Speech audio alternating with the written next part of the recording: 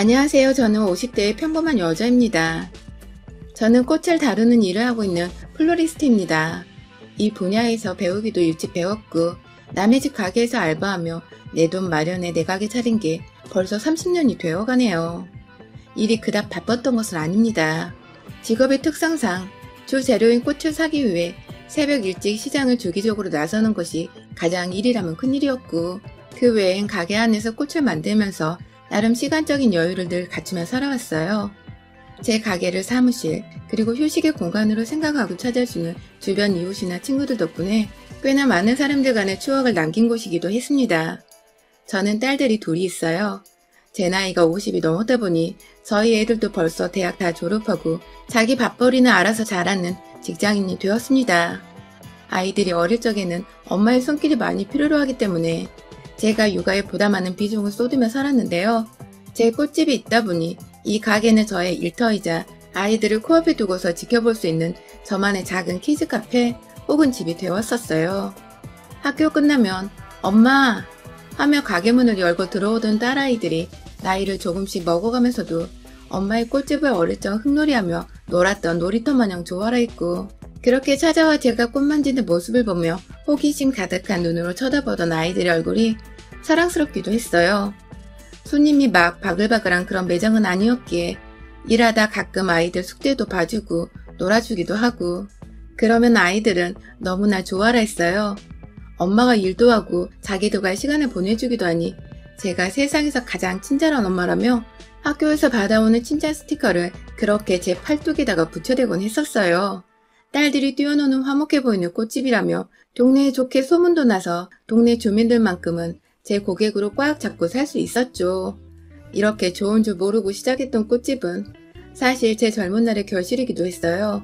돈이 없어 대학을 갈 수 없었고 어디 취업이라도 해보려고 막 여기저기 일자리를 알아보다가 우연히 잡게 된 첫일이 바로 꽃집 일이었습니다. 꽃을 어떻게 만지는 줄 하나도 몰랐던 저는 그냥 손님들 오면 인사하고 상담하며 가게를 맡는 업무를 시켜주신 사장님의 말만 따라 정말 열심히 가게만 지켰어요. 그러다 보니 손님 상대하는 법도 제법 배웠고, 비록 알바의 개념이었지만 투잡으로 밤에는 주방 알바도 하며 열심히 돈을 모았죠. 오랫동안 근무를 하다 보니 좋은 사장님 덕에 플로리스트 교육과정도 공짜로 배워봤고, 그러다가 태어나 처음으로 꿈이란 걸 가지며 플로리스트 자격증도 획득하게 되었습니다. 얼떨결에 일하며 돈을 벌고 직업을 얻고 더 잘 살아가자는 꿈과 희망을 키워보게 된 것이었죠. 그렇게 일찍부터 차근하게 그리고 꾸준히 일해서 제 돈으로 제가 벌어서 지은 제 가게였어요. 첫 가게인데 운 좋게 좋은 건물주 만나고 좋은 손님들 만나서 이 자리에 아주 뿌리를 박은 채 일을 하게 되었죠. 그렇게 나름 웃음이 끊이질 않으며 제 일과 육아에 최선을 다하며 살았는데, 그런 제게도 먹구름 가득한 근심을 주며 제 속을 뒤집곤 하던 것이 있더군요. 바로 저희 애들 아빠였어요.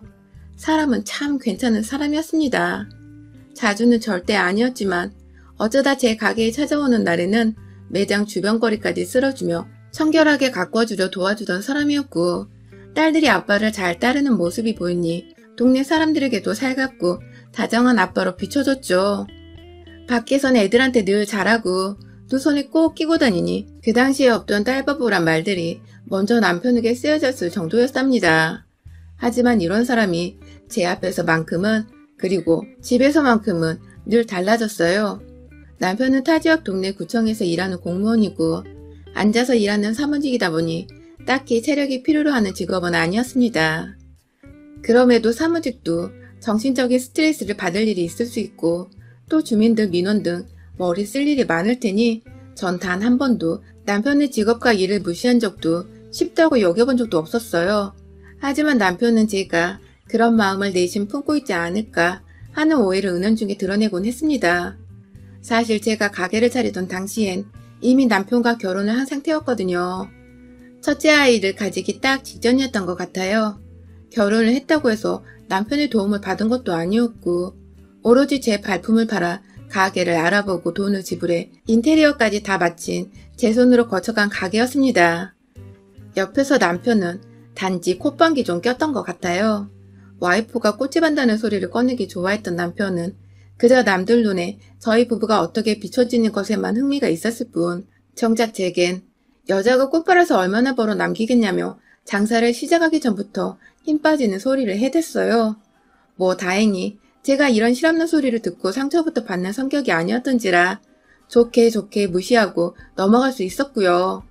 그런데 장사를 시작하고 한 1년 정도는 정말 사람이 좀 뜸했지만 제가 요즘 애들이 하는 페이스북이나 카카오 스토리도 없던 그 당시에 전단지 돌리고 혼자 꽃꽂이 강의 거리들을 발품 팔아 찾아다니면서 일거리를 억지로 만들고 차츰 얻어오다 보니 남편보다는 더 벌게 되더라고요.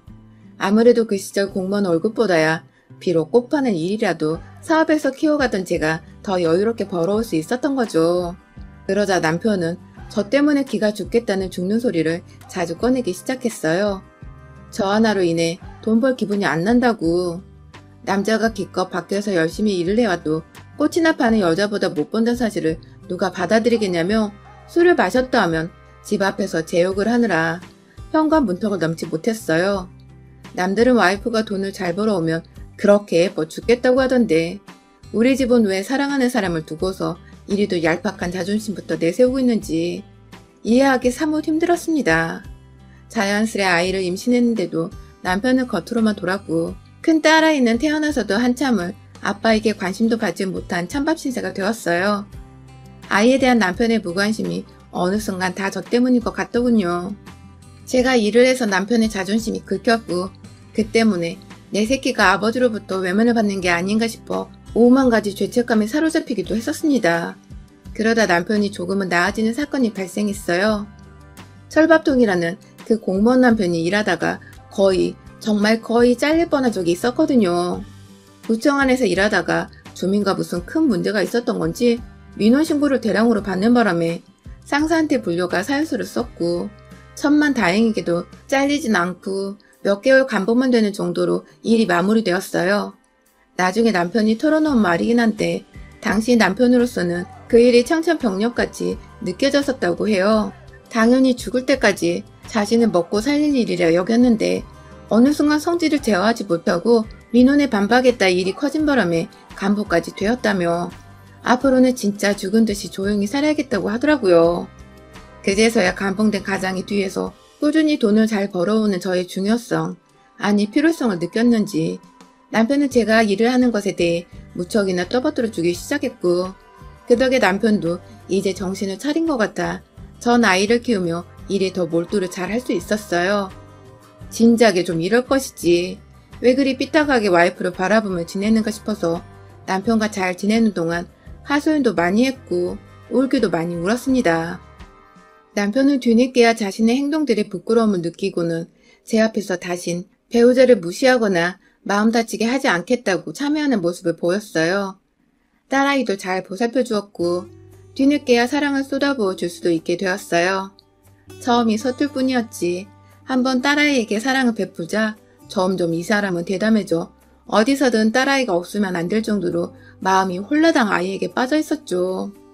뭔가 남편의 성격이 유해지고 절 인정해주니 부부 사이가 좋을 수밖에 없었고 자연스레 가정의 화목이 깃들며 아이의 웃음소리도 커져갔어요.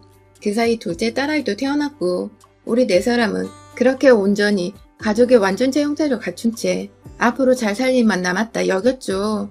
하지만 남편은 이내 다시 제 마음 깊숙이에서 살갗을 마구 도려내고 심정을 짓누르는 사람이 되었습니다. 무려 내일 모레 환갑을 앞둔 50대 갱년기 여자가 되어버린 지금까지도 무려 20년이 훌쩍 넘는 시간 동안 말이죠. 시작은 바로 외도였습니다. 둘째 딸이 4살 되던 해 남편에게 여자가 생겨버린 것이었죠. 그간 하도 공무원 월급이 짜다고 죽는 소리를 하면서도 안 잘린 게 어디냐며 마지못해 출근하던 남편이 가여워 기라도 살려보겠다고 제 신용카드 한 장을 건네줬었어요. 어디 밖에서 직원들한테 커피 한 잔 정도는 부담없이 사주라는 마음에서였죠. 하지만 그 카드가 전혀 엉뚱한 곳에서 쓰이고 있었더라고요. 집안의 각종 공과금 신청이나 결제 문제부터 시작해서 일반 카드 말고는 은행 가서 신용카드 한 장을 제대로 발급받아 본 적이 없던 남편은 집으로 우편을 통해서 카드 공지서가 날라오는 것조차 몰랐나 보더라고요. 아니면 그걸 신경 쓸 여력이 없을 만큼 그 여자한테 빠졌던 것일지도요. 카드 고지서에 뭔 숙박업소 이름들이 그리 많던지 무슨 호텔, 무슨 캐슬, 무슨 민박 등등 아주 숙소를 종류별대로 들락날락거리며 전국 팔도를 누볐더라고요. 공무원 동료들끼리 간단한 야외를 가고 무슨 단합회를 한다고 짐 싸서 주말마다 나갔던 것이 모두 저를 새까맣게 속인 채 여자를 만나기 위해서였던 거였어요. 당장 카드부터 정지를 시키고서 가만히 말 안 하고 기다렸어요. 그러자 그저 주말에 또다시 이번에 집을 나서더라고요. 요즘은 핑계를 대는 게 골프를 배우는 것이었는데 먼 골프장에 가서 필드를 돌아다닐 거라 하루 지나서야 집에 돌아올 수 있다나 뭐라나. 그렇게 딸들을 가진 아빠란 놈은 뻔뻔히 집을 나섰고 그날 3시간도 채 되지 않아서 집으로 불이 나게 전화가 걸려왔습니다. 카드가 안 먹힌다고 앞뒤 상황 보지도 않고 모텔 카운터 앞에서 무턱대고 전화를 한 거죠. 그 바람에 제가 어디서 결제를 하려고 했냐고 물었더니 어버버버 하며 급하게 나중에 통화하자고 전화를 끊던 그 사람.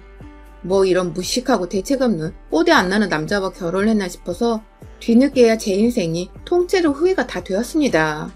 마치 저 인간한테 도둑을 맞은 것 같았어요. 하지만 끝내 주말을 외박하고 집으로 돌아온 남편에게 아무런 티를 낼 수가 없었죠. 제게 너무나도 어리고 연약한 딸들이 있었으니까요. 제 아무리 저 혼자 먹이고 입히고 키울 수 있었다고는 하지만 아빠 없는 애들이란 소리를 듣게 하고 싶지 않았습니다. 앞으로 학교를 다녀야 할 시간들이 너무나 많이 남았는데 그 시절 내내 아빠 없어 위축당하고 기죽어 친구도 제대로 못 사귀며 살까 그게 두려워 제 결혼 생활은 과감히 포기를 해버린 것이에요. 그때부터 온전히 저희는 암묵적으로 남남 같은 부부가 되었어요.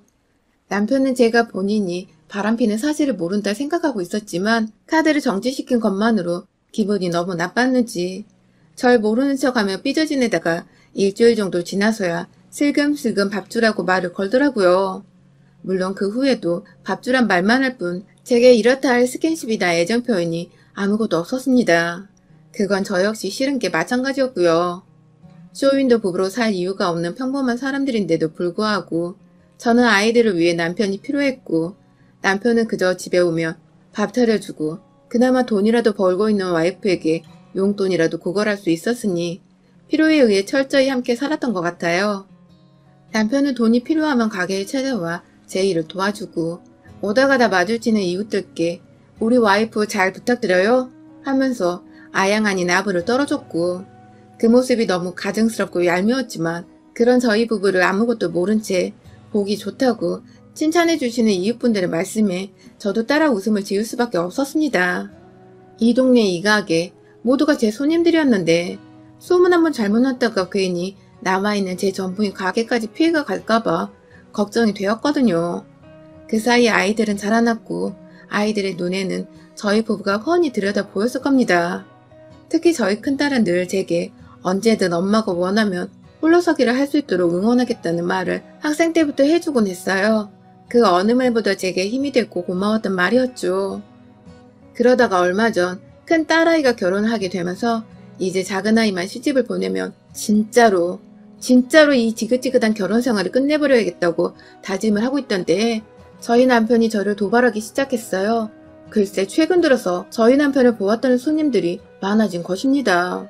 저는 나가지도 않은 산책을 남편과 보기 좋았다면서 지나가는 말로 해주시는 어른들이나 밤에 남편을 보았다면서 이 근처로 우리 가족들이 이사를 온 건지 묻는 사람들도 있었어요. 모두 저희 가게로 오고 가는 손님들이거나 다른 주변 가게 사장님들의 지인분들이어서 제 귀로 금방 들어온 것이었죠. 순간 아찔하더군요. 혹시 이 인간이 그 사이 또 다른 여자를 만나고 있었던 건가 싶어서요. 저와 오랫동안 대면대면한 사람이 여자가 아예 없었을 거란 생각은 안 한 건 아니었지만 그래도 딸들이 이렇게 잘 커가고 있었고 또 얼마 전에 큰딸이 결혼한다고 부부가 함께 모여서 밥 먹는 자리도 많이 나가고 자주 붙어 있었기에 최소한 지금만큼은 이 사람이 온전히 자기 가족에 대한 생각으로 가득 차 있을 줄 알았어요. 적어도 저만큼은 말입니다. 그런데 들리는 말들이 그닥 개운하지 못한 것이 남편의 불륜을 또다시 생각하게 만들더군요. 그러다가 남편이 제 가게에 찾아왔습니다. 과거나 지금이나 달라진 거 없이 제게 돈을 달라며 이번에 친구들 만나는데 술값이 부족할 것 같다며 공무원이란 사람이 와이프한테 돈을 받아내고 가더라고요. 돈이 부족한 건 핑계였고 보다 값 나가는 것을 사려고 한 것이었죠. 그게 불륜녀의 선물이 될 수도 있었고요. 요즘은 장사가 잘 안 돼서 용돈을 못 주겠다고 하자 남편은 뭐 그런 경우가 다 있냐며 자기가 이제 은퇴를 하면 공무원 연금이 따박따박 나와서 함께 먹고 살 텐데 그때를 생각해서라도 나한테 미리미리 챙겨줘야 하는 거 아니냐며 아주 달린 입이라고 헛소리를 늘어놨어요. 한참을 가게를 나가지 않고 서 있길래 옛다 하는 마음으로 10,000원 3장을 쥐어줬어요. 하는 꼴이 너무 우습고 또 최근 들려온 소문이 절 너무 열받고 수치스럽게 만들어서 티는 안 냈지만 제발 좀 나가라고 윽박을 질렀죠.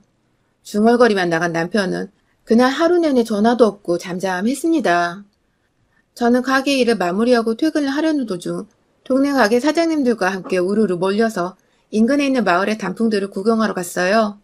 그렇게라도 누군가 제게 웃음을 주고 재미를 선사할 사람들을 만나며 기분을 풀어야 했습니다.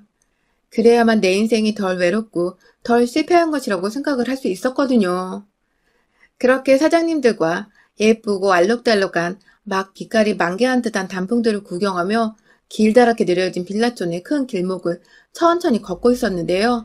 한 여사장님이 갑자기 어? 어? 하는 거예요. 사람들이 졸지에 다 같이 사장님이 가리키는 방향으로 고개를 돌렸고 그 바람에 저도 뒤에서 대화를 하던 도중 그곳을 쳐다봤죠. 그리고 이내 고개를 떨굴 수밖에 없었습니다. 그곳에는 바로 저마저도 처음 보게 된 저희 남편의 세컨드가 남편을 바라보며 사랑해 주겠다는 표정으로 환히 웃으며 손을 꽉 잡고 걸어오고 있었어요. 저희 방향으로 말입니다. 대각선 방향이라 아직 저희 무리의 존재를 차마 확인하지 못한 남편은 끝끝내 제가 일하는 이 동네에서 불륜녀와 싸돌아다니며 제 얼굴에 먹칠을 했고 결국 제 눈에 띄고 만 것이죠. 사장님들은 일제히 저를 쳐다봤고 놀란 사람들 사이에서 전 심장이 아파오는 걸 느꼈어요. 얼마나 칼퇴근을 했으면 이 시간에 이 동네에 와서 불륜녀랑 단풍 구경을 하겠다고 겁도 없이 손을 잡고 와이프 구역을 싸댕기고 있는지 속에서 천불이 나는데 한 여사장님이 갑자기 저 새끼 죽여버려야 돼 하며 급 돌진을 했어요. 무슨 자동차가 급발진하는 것도 아닌데 부릉부릉 엑셀 밟는 소리까지 제 귀에 환청으로 들려오는 기분이었죠. 마구잡이로 대각선 방향에 제 남편에게 뛰쳐간 그 사장님은 저와 유독 가깝게 지내며 서로의 매장에서 믹스커피 한 잔 정도는 매일같이 나눠 먹는 사이였는데요. 사실 제가 남편과 그리 사이가 좋지 못한 것도 알고 계셨고 이 동네 살지 않는데 제 남편이 자꾸만 여기서 발각된다고 가장 처음에 제게 말해주기도 하셨었죠.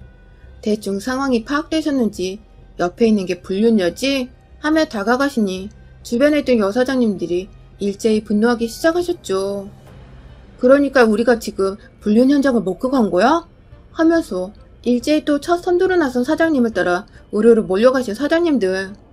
아, 우리 언니들 결국 일내고야 말았습니다. 다짜고짜 뛰쳐가 남편에게 주먹부터 날리자 뒤늦게야 모두 자기 와이프랑 친하게 지내는 그 사장님들이란 것을 알아채고는 인원수에 놀라서 뒷걸음치던 남편. 그 와중에 일부 사장님들이 불륜녀한테 다가가 해코지를 하며 머리를 몇 대 치시는 바람에 조만간 진짜 큰일이 날 것 같았어요. 그때 불륜녀가 분위기 파악 못하고 말하더라고요. 당신 와이프가 이 무식한 여편네 중에서 누구야 도대체? 라고 말입니다. 본인 딴에는 기죽지 않으려고 센 척을 해본 것 같은데 죽으려고 아주 환장을 한 거였죠. 그 소리에 빠기친 우리 대한민국의 아줌마 사장님들. 그중엔 임대인과 임차인 싸움에서도 도 같은 공인중개사 언니도 있었고 어릴 적 꽤나 잘 놀았던 파마 잘 말아주는 언니도 있었고 또 애견샵하며 웬만한 견종이랑 견종은 다 섭렵한 언니도 있었어요. 분야별로 각자 위치에서 최소 10년은 일한 언니들에게 무식한 여편네라니.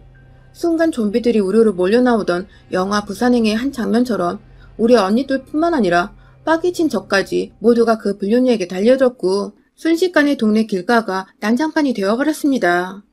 옆에서 쫄아있던 남편은 불륜녀를 도와주기는커녕 혼자 저 멀리까지 주랭랑치며 도망갔다가 저희 일행 중에 있던 남자 사장님 손에 딱 붙잡혀서 돌아왔어요. 그런 남편을 보며 언니들이 몇 대 시원하게 치고 끝내라고 합의금은 우리가 모아서 주겠다고 해주셔서 돈은 저 혼자도 해결할 수 있다는 쿨한 대답과 함께 양손이 사장님들한테 붙잡혀있는 남편을 향해 뾰족한 단하시는 발로 그 인간 거시기를 확 걷어차버렸습니다. 진짜 코끼리가 아이 낳다가 지르는 비명마냥 큰 소리를 지르며 남편은 주저앉았어요. 뒤에서 남자 사장님은 그걸 또 괜찮아진다며 비꼬으며 엉덩이를 토닥거려주고 계셨고요. 얻어맞아 코에서 코피 나는데 그 와중에 도망친 남편한테 어이가 털려서는 헛웃음을 짓고 있는 불륜녀는 남편의 아픔이 느껴졌는지 두 눈을 질끈 감았다가 이내 다시 눈을 떠 째려봤고, 그런 불륜녀 앞에서 무조건 잘못했다고 와이프인 저에게 빌고 있던 남편은 내내 두 손으로 자기 거시기를 가린 채 더 때리지 말아달라고 쭈그러 앉아 있었답니다. 뭔가 상황이 너무 빨리 진정이 되었지만 찌질한 남편의 모습이 절 안정시키기는커녕 오히려 더 열이 받게 만들었어요. 막내딸 결혼이고 뭐고 도저히 이 자식과는 부부라는 타이틀을 함께 달고 살기가 죽도록 싫었습니다.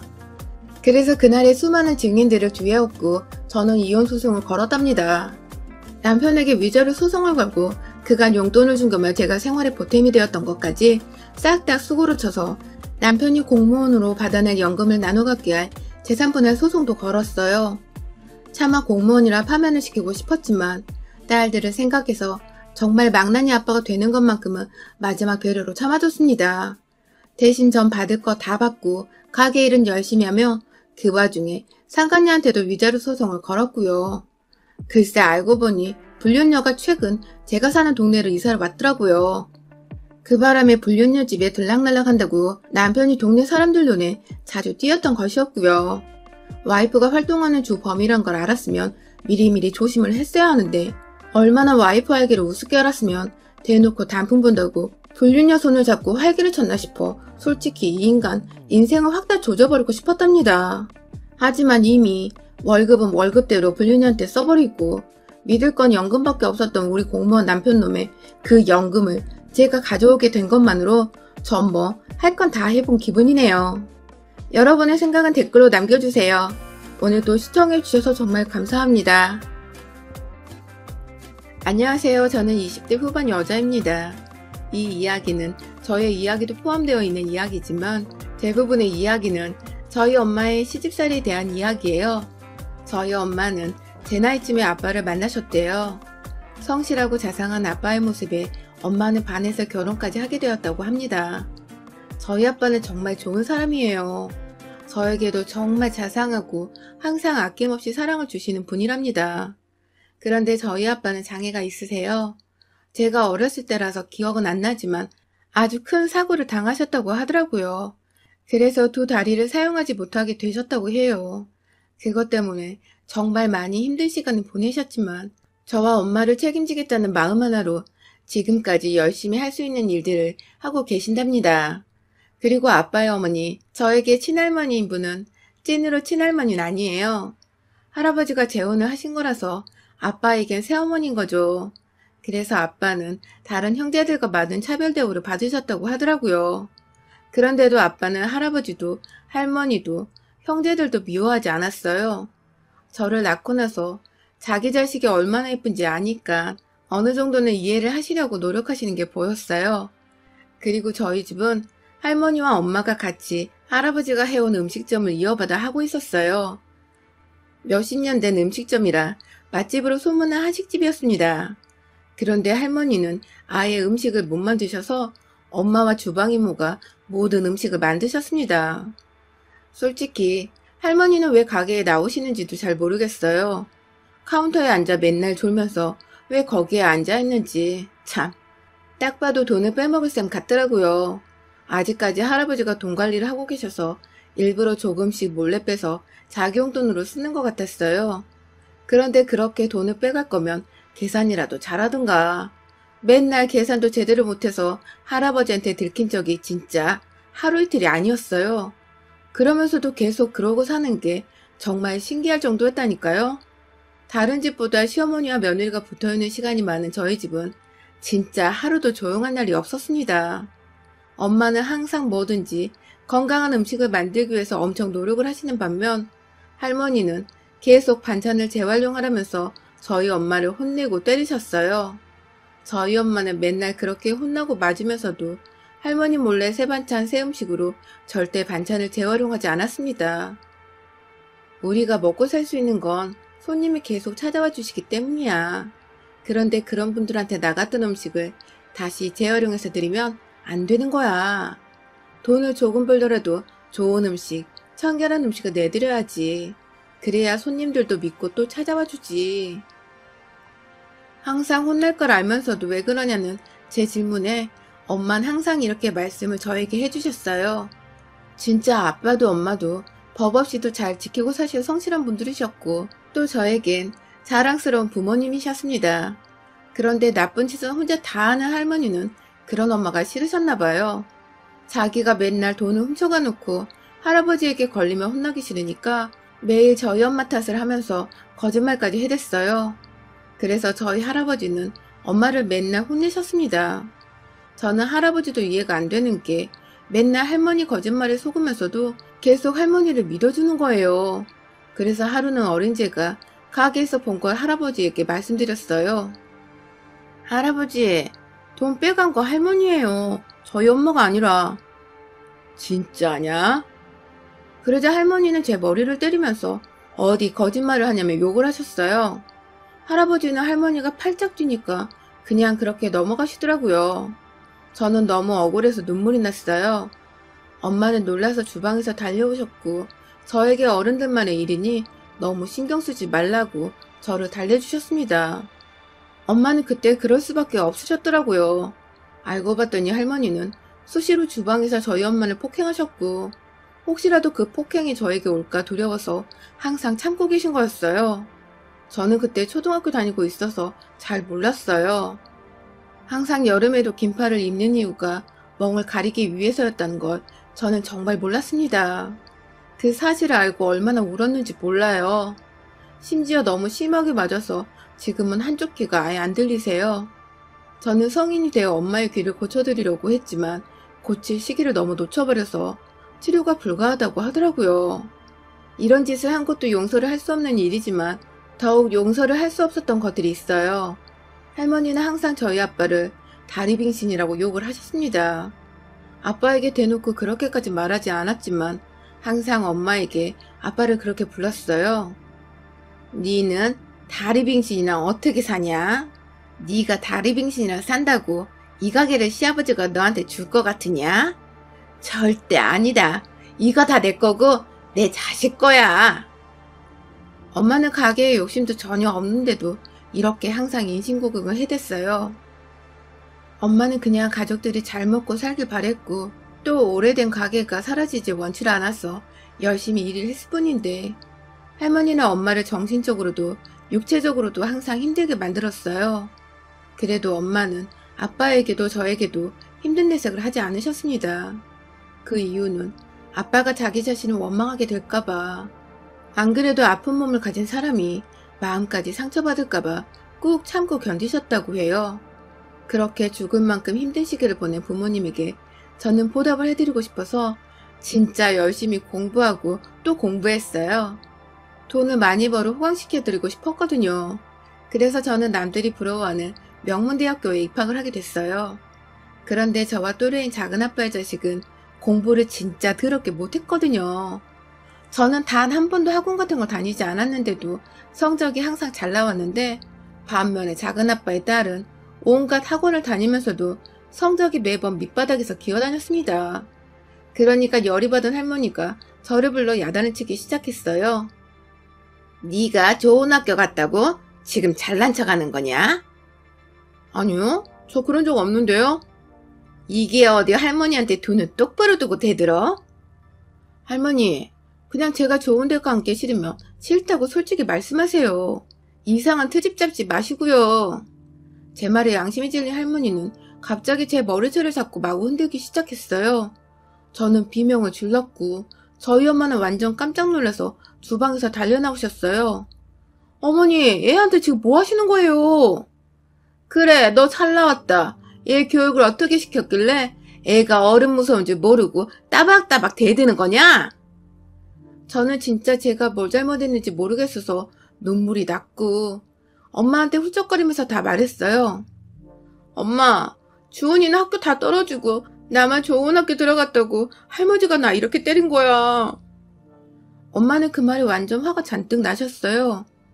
어머니, 저한테 그러는 건 100번 1000번도 참겠는데 제 딸한테까지 이러시는 건 정말 아니죠. 야, 이제야 알겠네. 전현이 왜 이렇게 싸가지가 없나 했더니 다 엄마 닮은 거였어. 네가 언제까지 그렇게 착한 척, 고상한 척 하는지 내가 보려고 했는데 이제야 딱 나오네. 아주 그동안 나한테 온갖 잘난 척 하더니 내 뒤통수를 치려고 했네. 어머니, 도대체 무슨 말씀을 하시는 거예요? 제가 언제 어머니 뒤통수를 쳤다고 그러세요? 할머니는 진짜 망상증 환자처럼 별걸로 다 엄마를 트집잡아 또 손을 올리셨습니다. 엄마는 그날 제 앞에서 할머니에게 손찌검을 당하셨어요. 그래서 저는 더 이상 참으면 안 될 것 같아 할머니를 똑같이 때려줬어요. 근데 진짜 나이도 많은 할머니라고 믿을 수 없을 만큼 힘이 너무 세시더라고요. 저는 그래도 더 있는 힘껏 때렸어요. 그러다가 지나가던 이웃들이 와서 몸싸움을 겨우 말려줬고 저는 엄마를 억지로 집으로 데리고 왔어요. 그런 일을 하도 당하니까 진짜 엄마는 판단력이 떨어지셨는지 가게 걱정을 하며 노예처럼 일을 하려고 하시는 것 같아서 제가 아빠에게 말씀드리고 못 나가게 막았어요. 아빠도 20년 동안 엄마가 혼나는 거 알고 계셨지만 막고 있는 거 모르고 계셨더라고요. 완전 제대로 충격을 받으셨어요. 엄마가 그렇게 열심히 숨긴 걸 제가 단 한 번에 다 까발려버린 건 너무 죄송하지만 그렇게라도 하지 않으면 엄마가 계속 참으실 것 같아 안 되겠더라고요. 그렇게 엄마가 한 이틀 정도를 가게에 안 나오니까 할머니가 집으로 찾아오셨어요. 그리고 아주 난리를 쳤습니다. 아주 다리병신부터 시작해서 다들 정신이 나갔구나. 그래도 그 전까지는 대놓고 아빠한테 다리에 대해서 언급하지 않았었는데 할머니는 엄마가 가게를 안 나오자 약점이라도 잡은 것 마냥 저희 부모님을 대놓고 욕했어요. 저는 진짜 화가 나서 할머니 진짜 미치셨어요? 그러자 할머니는 제 귀싸대기를 때리셨어요. 그리고 소리를 지르면서 말하더라고요. 뭐? 미쳐? 이게 진짜 네가 독불장군처럼 혼자 잘 큰 것 같으냐? 다 내 주머니에서 네 엄마가 받아간 거야. 네가 학교를 갈 수 있었던 건 다 내 덕분이라고. 아빠는 그 모습에 제대로 충격을 받으셨어요. 엄마는 일단 할머니를 밖으로 데리고 나가려고 했는데 아빠가 그럴 필요가 없다고 말씀하시더라고요. 어머니, 더 말씀해보세요. 할 말이 많으신 것 같은데 더 해보시라고요. 그래, 네가 다리병신이 되고 나서 우리 집안에 뭐 하나 도움이라도 된 게 있었니? 그나마 니네 먹고 살라고 내가 지금 제 월급까지 주면서 이렇게 잘 살게 해줬으면 니넨 나한테 매일 절을 해도 모자라. 어머니 말씀대로 제 다리가 이렇게 되고 나서 집에 도움이 된 건 없었지만 그래도 그 전까지 제가 가져다 드린 돈으로 충분히 효는 다 한 것 같은데요. 아빠는 착 가라앉은 목소리로 조곤조곤하게 할머니에게 따지기 시작하셨어요. 그리고 월급 얘기 잘 꺼내셨네요. 이 사람 처음 식당에 데려가셨을 땐 가족이라고 월급도 안 주시다가 이 사람이 돈을 벌어야겠다고 말하니까 그제서야 월급을 주신 거잖아요.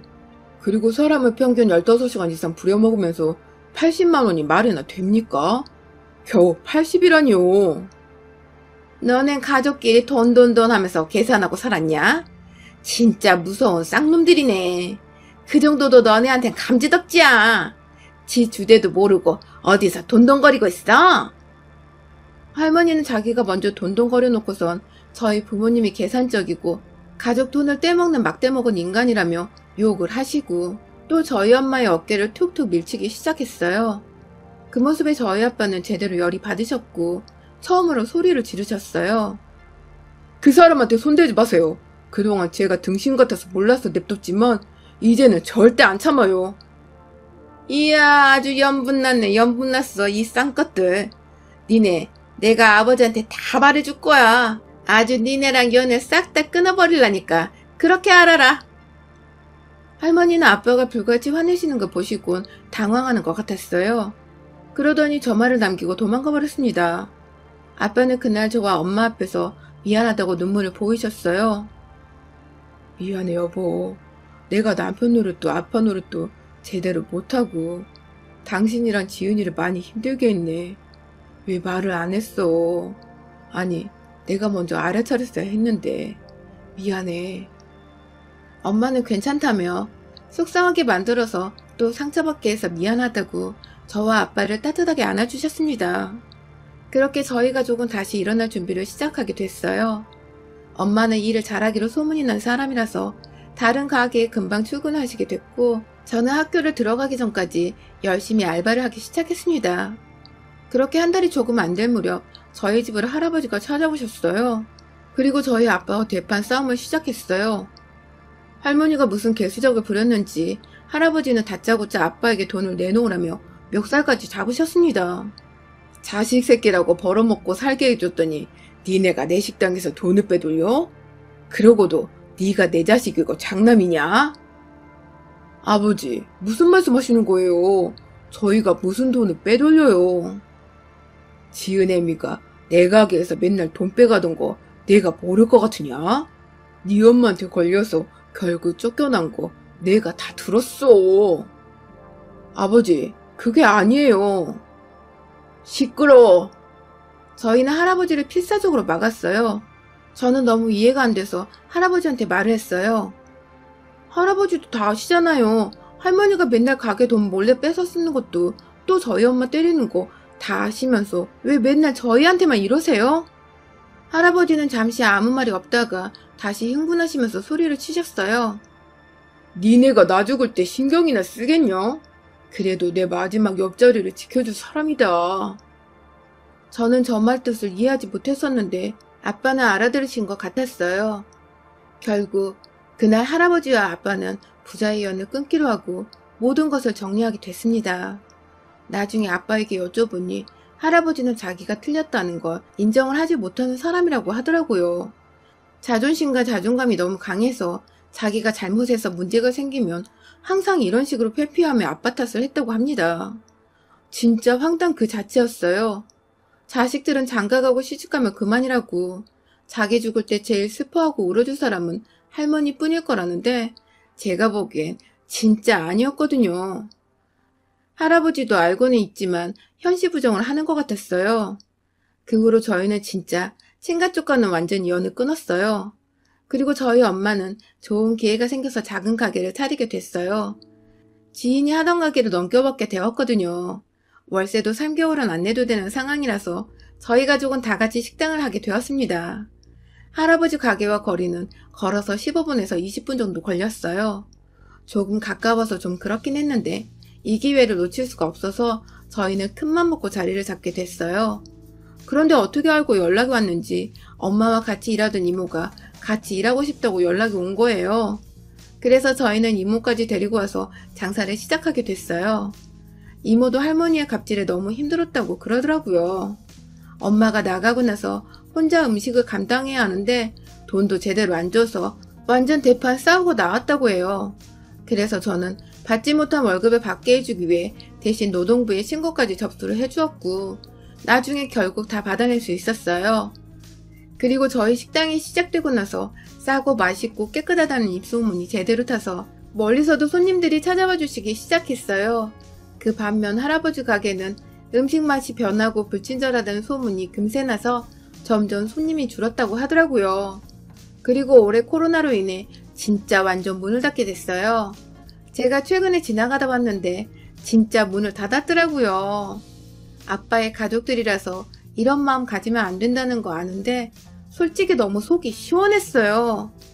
아빠한테도 엄마한테도 그렇게 상처를 주더니 제대로 하늘에게 벌을 받은 것 같다 속이 시원하더라고요. 그리고 저는 학교를 다니느라 몰랐던 사실이 있었더라고요.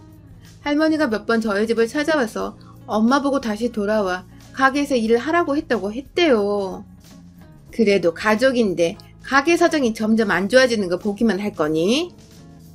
저도 이제 제 가게가 있어서 안 되겠네요. 어머님 일은 앞으로 어머니께서 알아서 하세요. 야, 그 콧구멍만한 가게 그거에서 얼마나 번다고. 당장 때려치고 좋은 말로 할 때 다시 들어와. 그건 안 되겠는데요? 제가 그동안 어머님이 좋아서 참고 있었던 건 줄 아세요? 다 지은 아빠랑 지은이 때문에 참은 거지. 다시는 당신한테 맞고 안 살아. 이런 식으로 신랑이라 하던 엄마는 그동안 참아왔던 화를 몸싸움으로 갚으셨대요. 아주 있는 힘껏 머리카락을 다 뽑아주었다고 하더라고요. 그러던 중 그걸 잠깐 외출하고 돌아온 아빠가 보게 되었고, 아빠는 이럴 때를 대비해서 준비해놓은 지팡이로 할머니의 엉덩이를 힘껏 때려줬대요. 그리고 나쁜 말을 전혀 안 하시던 아빠가 도망가는 할머니한테 다시는 우리 가족 앞에 나타나지 마세요. 또 내 눈에 띄면 아주 그 대갈박을 날려버릴 테니까. 그 모습에 놀란 엄마는 진짜 아빠랑 한참을 웃으셨대요. 저도 그 얘기 듣고 엄청 웃었습니다. 아무튼 그 후에 저희는 그동안 엄마가 맞았던 흉터들과 진단서를 끊어 가정폭력범으로 할머니를 신고했고 접근금지 신청을 했습니다. 그래서 저는 저희 근처에 얼씬할 수가 없었어요. 벌금이 두려웠던 거겠죠. 이제 돈도 없고 거지니까 벌금 낼 돈도 없어서 찌그러진 모습이 너무 웃겼어요. 엄마는 아빠에게 가족들을 잃게 한 것 같아 미안하다고 했지만 저와 아빠는 차라리 잘된 일이라고 말했어요. 아무리 피가 섞였다고 해도 가족 같지 않은 가족을 평생 품고 살 바에야 그냥 연을 끊고 각자의 길 가는 게 맞는 거라 생각이 들었거든요. 그 후론 저희 집은 이사를 갔고 아빠와 엄마도 저도 연락처를 바꿔버렸어요. 그래서 저는 연락을 하고 지내지 않게 되었습니다. 그리고 작은 아빠 딸 소식은 걸쳐 아는 친구에게 들었어요. 재수를 했는데도 결국 학교에 다 떨어져서 지금은 김치 공장에서 일을 하며 지낸다고 하더라고요. 그렇게 공부를 하겠다고 돈을 처발로 놓고도 못 가다니 진짜 한심하고 불쌍했어요. 그 할머니의 그 소녀 제대로 인증한 거죠 뭐. 할머니가 항상 제 길을 죽이려고 하던 말이 생각나네요. 네 분수에 맞게 살아. 네 분수에 설치지 말고. 그래서 할머니의 친손주는 분수에 맞게 김치 공장에서 일하고 있나 보네요. 잘 알려주셔서 감사합니다. 저는 제 분수에 맞게 제대로 된 직장에 들어갈 예정이랍니다. 감사해요, 할머니. 여러분의 생각은 댓글로 남겨주세요. 오늘도 시청해주셔서 정말 감사합니다.